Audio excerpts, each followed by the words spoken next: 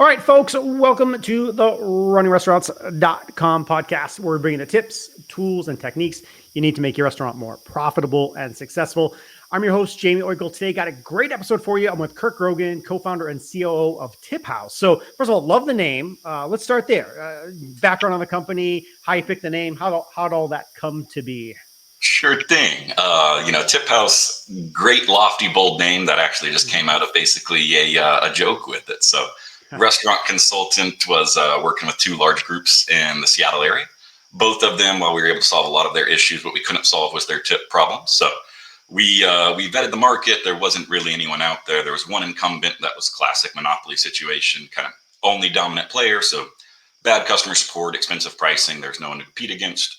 We got a couple developer friends together. We started it up. We started working with those groups particularly, and then we were looking for a name. And so, tip in the name made a lot of sense. Mm-hmm. And then house, the German spelling of it, Germans are known for solid engineering. And we just went with it thinking we'd quickly rebrand or rechange it, but we loved it, man. So it stuck around.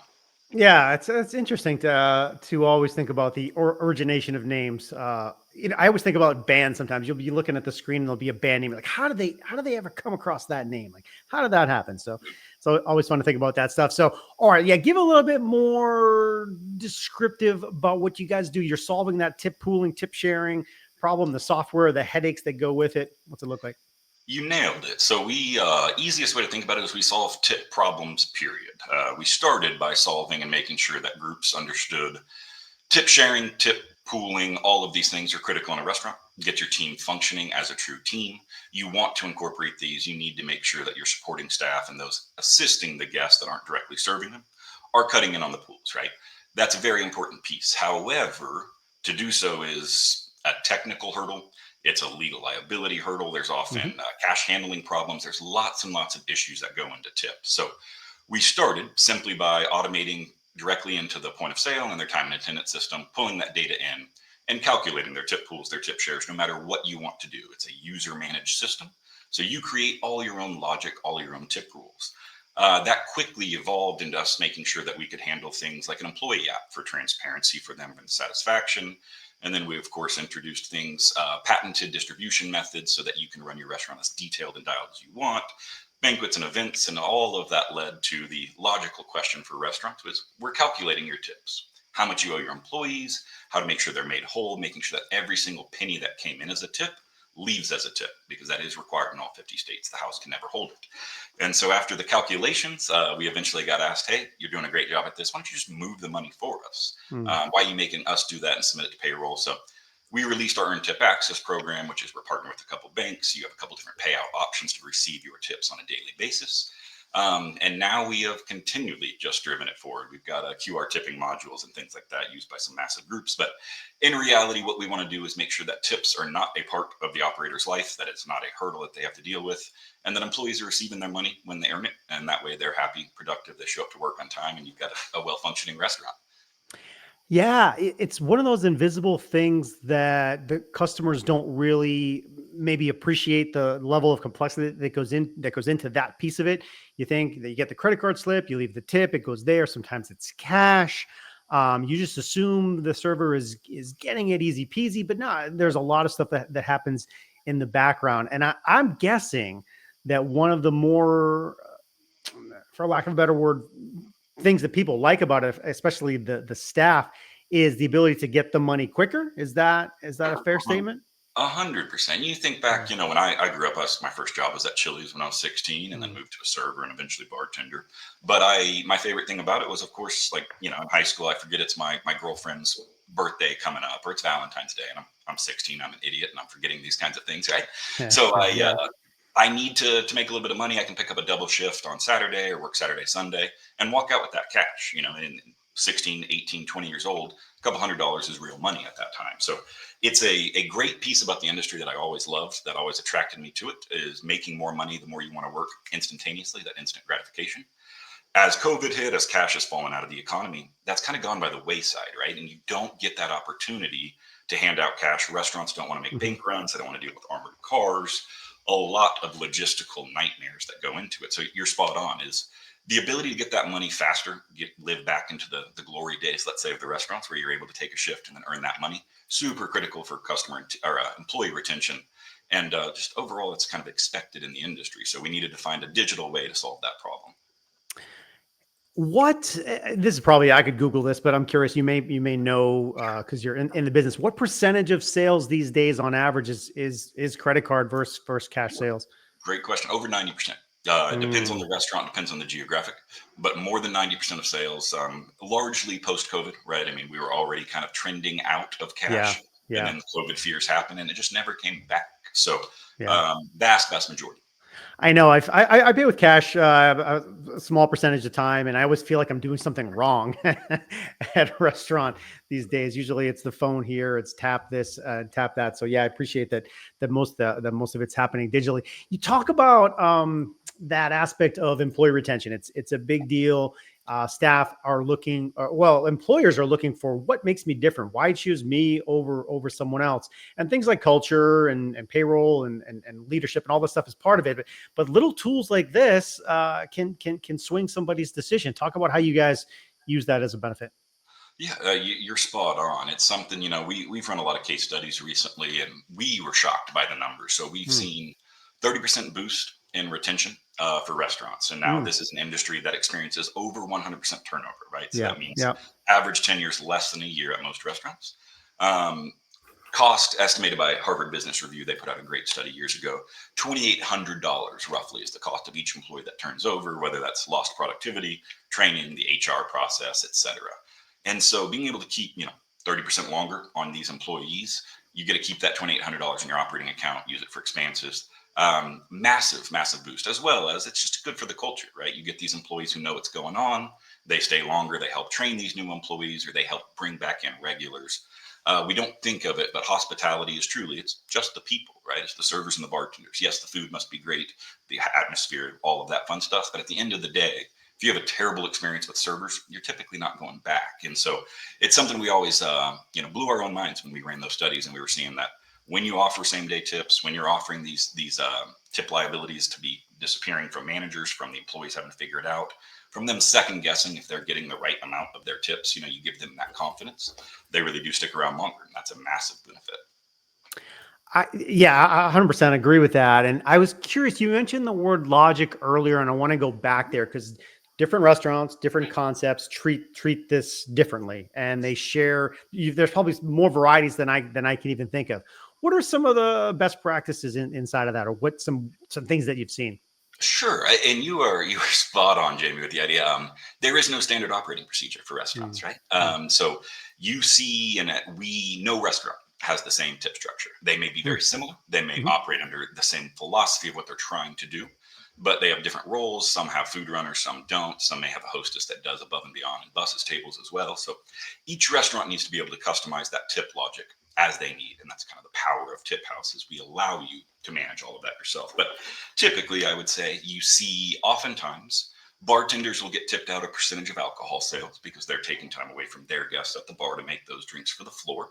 You see supporting staff typically earning between 10 to 20% of these tips. So these would be people like food runners, expo hosts, bussers, individuals that are assisting that overall guest satisfaction and that guest experience, but that aren't actually directly serving the guests themselves. So Mhm. I would say most of the time we'll see servers earning and keeping between 75 and 85% of their tips, sometimes a little higher. Restaurants, if they're doing a lot of the work, they bus it themselves, they reset the tables, they do all of it. Sometimes you'll see it even less if it is a massive support system. So fine Mhm. dining restaurants where you have a ton of visible or invisible support that's helping you as that's going out, you may see that up to 40% of those tips are getting kicked back. The trick with the restaurant, in my opinion, is you need to optimize for the results that you want. And as we mentioned, every restaurant is different, right? So if you don't have a busser, you may want to give more money to the host to encourage them to be able to accomplish this task. Or if your servers really do everything, you have one bartender, five servers, and that's it for front of house. Obviously, you want the servers to keep the lion's share, maybe give a little bit to the bartenders for their drinks. But you need to operationalize your tip logic and your tip structure to suit your goals. And if that's reducing turnover, there's ways to do that. If that's ensuring that the host is going above and beyond, there's ways to do that. We don't think about tips, but it's a lever, right? It's something you get to manipulate to try to get the results that you want. And in TipHaus, we'll walk you through how to adjust them, how to monitor it, Hmm. all that fun stuff, so you can get those results.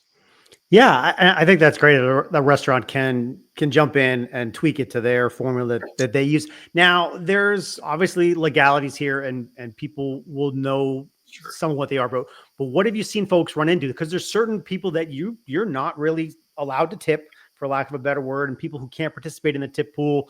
What does some of that look like? Yeah, complicated minefields, Mm, right? yeah, Can yeah. vary obviously on the state level, but also can vary even on the city or county level, and we do Hmm, see that periodically. So really? typically they revolve around tip credits. That's a very common one that certain states use, big in the South, where you can pay federal minimum wage to 213 an hour, assuming that tips make up the remainder of that federal minimum wage to 725. So that's a very common one we see. Credit card processing fee rules, where you Hmm. can actually deduct the 2.5% that your credit card processor will take on just the tip, not the total Mm, bill. That's a mm, massive savings that a lot of people leave on the table in most states. If you're in mm. California, you can't do that, so don't do it in California. Huh. Then we'll see, of course, the 80-20 rule that Donald Trump during his first term put into place, which is if you spend 80% of your time or more serving the guest or assisting the guest, you're tip eligible. Then that opened up a can of worms of chain of service, right? Does the cook who spends all of his time making dishes for the guest, is he eligible? And Right. generally that ruling is yes, they are eligible. Back of house is, assuming you don't take tip credits on the front of house. So you start to get these layered rules. And that's where, bluntly, is work with TipHaus or a group that's an expert in it, because it's a landmine. And when these lawsuits happen, and they do, we've got Mm, a Slack channel in our company dedicated to Google notifications of it, and they happen every day. These are typically 6, 7 figure lawsuits. And that's because, through no fault of their own, typically it's not fraud, it's just incidental. But when you've been messing up tip pooling or tip structures for 2, 3, 4 years, every single day, every shift, every server that works there, the end results of the amount of money that needs to get reallocated is massive, and then the that's right. fees and penalties are massive accordingly. So it's messy. It's definitely, you mentioned earlier, it's kind of the hidden landmine that just sits around, and no one wants to think about it. It is, and I've seen cases like that, and these are the sort of things that will bust up restaurants because there's a lot of restaurants don't have 6 or 7 figures laying around to Absolutely. go back in time. That's the nature of the business, of course. Um, just a technical thing that I'm curious about integration with the POS is I know tech is becoming easy in some respects, but people that want to get started with like the service that you guys do integrates with a lot of platforms. What does it look like? It does. So our goal is to integrate with every provider out there eventually. Mhm. We are well on our way. I think we've got 30, 35 integrations Oh, between shoot. Okay. payroll, time and attendance, point of sale. You name a major point of sale, particularly that's focused towards kind of full service restaurants. We've got Yeah. them. And then you can always find us. Some of these are in their marketplace. If they offer a marketplace listing, sometimes you have to message them directly to give us API keys so we have access to your data. Every group is different, but our goal is no matter what service or technology you use, that we will be able to serve you here over the next year or two. There you go. Okay. I saw this is changing gears a little bit on your LinkedIn, and you can tell me what this is. You did a TED talk on the dark side. I'm reading this directly. Dark side of personal marketing data, Sure. and I can see that being the thing. What was that like? Tell me about that. Sure. So in a former life, when I moved to Seattle after, I graduated college, moved up there, and I got directly into advancing tech stacks for companies. Largely, Mm, we were looking at sales advancements and marketing advancements. That led me down a rabbit hole of marketing, and for a term at that time that was lesser known, now it's popularized, but it's called conversion rate optimization or hmm. conversion theory. And that is how do you get individuals to take the steps that you wish along the journey, right? So on TipHaus website, my goal, of course, would be to get you to click, book a demo, go through the steps, take a demo, and eventually utilize our service, right? That's a conversion journey that you might go on. Did a lot of work with some Fortune 50 groups, some of those headquartered out of Seattle, and all driving around the idea of how do we motivate individuals to take the actions we want? How do you prime them with blogs or marketing materials? How do you get as many exposure points as you can? How do you attribute that back to what you've done so you can create a funnel that consistently drives a percentage of people to the end goal you want? Right around that time was when the Cambridge Analytica scandal came out from Hmm. the 2016 election. That led directly into kind of the rise of ISIS and things of that nature. And I was listening to an NPR piece about ISIS and how they function, and I was comparing that to what I was doing at work, and they were unbelievably similar. Different goal, of course. My goal was to get someone to buy a pair of shoes off Amazon, say, where their Right. goal was to recruit terrorists. But it was all the same. It was a sales funnel where you're trying to isolate these individuals. You're trying to expose them to your form of thought. You're trying to move them through this ladder of steps. And so the more I looked at a lot of the nefarious things that are going on out in the world, the more I realized that the best run organizations, and you hate to say that about a terrorist group, but if we recall, what ISIS was a marketing arm. They put out fabulously produced videos that were horrendous and awful. And I don't mean to celebrate, but they have production value. They have a whole sales funnel dedicated to it. It's not what we think, but they ran entire server farms. They did a bunch of things that a lot of big businesses do. And again, Wow. objectives are always different, but that was my attempt to kind of highlight the idea that, when you're taking a personality test on Facebook, that's actually being used to map against you as to what's going to be effective to work you through things. Or it may be looking at phishing attempts, that all the efforts and actions you take online in the digital world create a footprint of how to manipulate you if someone gets that data. I know it makes me nervous. Mm-hmm. I'd say I'm going to jump offline, but can't do that now. I was going to say, we got bills to pay, right? So Can't do that these days. All right, let's jump to some kind of personal stuff. Best advice you've ever received, business, personal. What do you think? Ooh, good question. I'd say two things that I reiterate to myself. One is simple. It's swallow the frog in the morning. It's Mark Twain quote, but I've got that from an old mentor. And whatever it is that you're least looking forward to doing that day, do it first thing in the morning. Don't drag it out and kick yourself for 8 hours and make it miserable. Just get it done. It's rarely as bad as you think it is. Call that pissed off customer, deal with whatever reporting thing you have to do for the quarter, whatever it might be. The second, more important, and this was from my mentor at the same marketing agency, was your job is to find the unknown unknowns. And that resonates with me a lot in my business and in life. There's the knowns. You understand what objectives got to be completed. There's the known unknowns. Hey, I don't quite understand the logistics or legalities of this, but I know generally enough that we can figure it out and I can map it.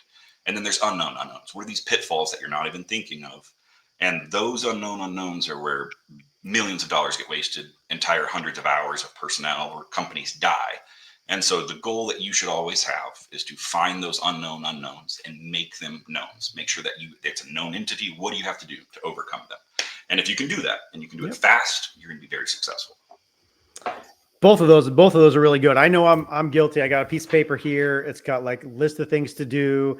And I find myself, going, oh, let me do the easy things. Let me do the easy things. And then I'm tired by the end of the day, and I don't want to do that hard thing. So yeah, when you do that hard thing first or early in the day, it is great advice.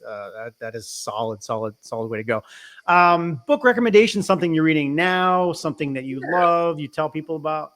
I rotate between fiction and nonfiction. I try to read one of each a month. But nonfiction, Measure What Matters by John Doerr. It's the OKR framework. He brought it into IBM, popularized it across a bunch of companies. It's applicable to us as we were looking for a new goal framework. I really dove deep and read it, all of his supporting work, and was able to roll out kind of a new goal framework tailored to TipHaus, but that has gone exceptionally well so far. And a lot of credit to him. He paints the picture of how Google did it, how IBM did it. You go through it, Intel, how these massive multi-billion-dollar companies were still able to make sure that visibility through the entire org and what we're working towards. And then fiction. Ooh, the Children of Time series. I just finished that. I'm a big sci-fi nerd. And it's all about humans' survival when we're trying to terraform future planets. It involves AI and us creating other species that are brilliant. It dives into philosophical questions. If you're looking and you enjoy sci-fi, that series is fabulous. Adrian, I'm going to botch it to Russian, Chavatsky, something like that. Okay, good stuff. And John Doerr, he's the VC out of California and involved in a lot of tech companies. Yeah, okay, good. Yeah, good stuff there for sure. Yeah, I had it in my notes, but I didn't get there. Let's go to AI for a second. Is your stuff using anything these days, or do you see stuff in the future? And we can actually go to my next question is about restaurant trends and where you see things going. So take it where you will. You got it. So we use very limited AI. A lot of this is there are major data sensitivities and security because we're dealing with financial data. And so a lot of groups are requesting that AI not be trained on that data, of course, which makes perfect sense. So we avoid that piece. We do use it internally for our operations. We use it to think through things. We've got some agents that we work through on that front. But customer service, it's such a particular niche of, hey, server X, Y, or Z did not get an allocation of $17. Could you tell me why? And AI is not ready to kind of dive into that level of data and map through this. And so we'll say, hey, well, it looks like they actually clocked into the wrong job code. They were server when you're supposed to be bartender. We've corrected that for you. You're good to go. a lot of personality still that is needed on that. Overall trend, AI in restaurants, yeah, it's coming. Mm, A lot of the software around it, of course, is supporting it. You get some great like hostess replicants. They can book demo, or they can book, excuse me, reservations. They can move and modify those. They can take orders. Those are great. The real question is, to what level are we replacing the hospitality in hospitality, right? Some aspect of me thinks it will never be able to replace servers or bartenders. Maybe that's my personal bias, but I yeah. don't like ordering from a tablet or anything, not having that human interaction. I want to sit at the bar, we can engage a little bit. I want to ask you your favorite drink, your favorite menu item, and then I'll go for those, right? So that's a complicated piece. Now, overall in the restaurant industry, technology is going to keep consolidating, and we're already seeing that, where you get these full suite offerings. You were just a point of sale, now you're point of sale and time and attendance and payroll, and they keep consolidating. Hmm. But all of those are going to need to be decoupled, because as you do more and more, of course, you move back toward the law of averages, right? You cannot be exceptional at everything, and as you try to boil the ocean, you end up in the middle ground. You're good at most things. A lot of these groups want very specific. They want best in breed at each one of these categories. So we're going to see that ebb and flow of consolidation and opportunity for new business to start up, because they're leaving a gap in the market. That's going to be really, really interesting. So I think there's a big conscious decision for new restaurants being built of on-site or off-site dining. It's no longer just put a dining room because you need one. That's a lot of physical real estate to Hmm. pay for Hmm. and staff and clean. So unless we're building a culture and environment that we know we're going to have on-site dining, it's going to be fabulous, you'll see smaller footprints, more to go, more delivery, limited dining space. Financial side is going to change too, and it is. Financial side's changing quickly, where how are paid, both wages and tips. We're leading that charge, of course, here at TipHaus on that front, but also payment processors, what the dominant point of sale providers are, and some of these big players that may step into the space, where you keep your operating accounts and how you spend it and what rewards you earn on that money, as restaurants are constant cash flow, right? It's a massive amount of money moving through. So a ton of changes coming over the next couple of years, and restaurants are traditionally a laggard industry. It's hard to adjust, but Yeah. yeah, Yeah, you hit on a lot of good stuff there. And it's true, restaurants tend to lag behind some of the tech challenges, but they're doing better and better. And they have to. They're getting pushed to and forced to, because margins are so tight. And if you can grab a percentage by implementing this tool, go grab it. If you can grab another from doing this tool, go grab. You have to grab it. And tech is really helping with those things. What would you say? Put you on the spot here. oh yeah, Something that not too many folks know about you. What do you think? not too many folks know about me. I'm not not much of a secret. I don't think. I would. What would I say? That I'm introverted, extremely introverted, and I think Mm, that's often mistaken for lacking social skills, or you're not comfortable in social environments. And I don't think that's it. It's just being around people drains me. It drains mm. my energy as opposed to replenishes it. As a person who does public speaking, I'm 100 days a year on the road at conferences and Oh events. my gosh. Yeah. I think that would shock people. But if I am not needed at a function, if I'm not needed to be around people, you will absolutely find me at my house with my wife and my two dogs and whatever it may be, playing board games, watching some trashy television show, whatever it might be. But I'll be in the solitude of my home and peace and quiet if I can be. I am with you. I see people running around all the time, and I'm like, I have no problem kicking back at my house, relaxing, cleaning up, checking on this, checking on that. I am good. I am good to go Yeah, with that. All right. Anything we didn't hit on? Parting thoughts, parting wisdom, websites, socials. sure. Sure. Always mention, and we do offer 2-week free trials. If you email me directly, it's just kirk@tiphouse.com. I'll give you a month free trial. It does not bother me at all. We're fully confident that once you try it, if it suits your needs, stay with us. It's month to month, so we don't charge annuals or anything like that. We don't Mhm. lose customers either, so it should work out in your head that we do something pretty right. But no, visit TipHaus, TIPHAUS.com. Schedule to book a demo. Again, shoot me an email directly. I love chatting with customers and prospects and partners. So just kirk@tiphouse.com. We're on LinkedIn and Insta and all that. Our marketing team publishes amazing studies, case studies, state of the unions for the restaurant industries. I'd encourage you to check it all out. But no, we're an open book here at TipHaus. Always happy to consult. Even if you can't work with us, we'll guide you through what tip structures are legal where you are, how you might best work. If we've got someone that we know you'd work well with, even if you're looking at a competitor of ours, different point of sale, we'll coach you with. And we're almost exclusively all 55 employees from the restaurant industry. So we've got a lot of opinions, a lot of hundreds of years of experience here. And so we like the industry, man. It's a good one. I always want to keep this flourishing and happy and keep the hospitality in it. So Excellent. I love it. Perfect stuff there. A good summary to get us going. Folks, Kirk Grogan of TipHaus. You can find them on the web at tiphaus.com, TIPHAUS.com. For more great restaurant marketing, service, people, tech news, and more, stay tuned to us here at runningrestaurants.com. Do us a favor. Please like the episode, share it, reviews, all that stuff is really helpful. Rate it. That really is appreciated. We'll see you next time. Thanks, Kirk. thank you very much, Jamie.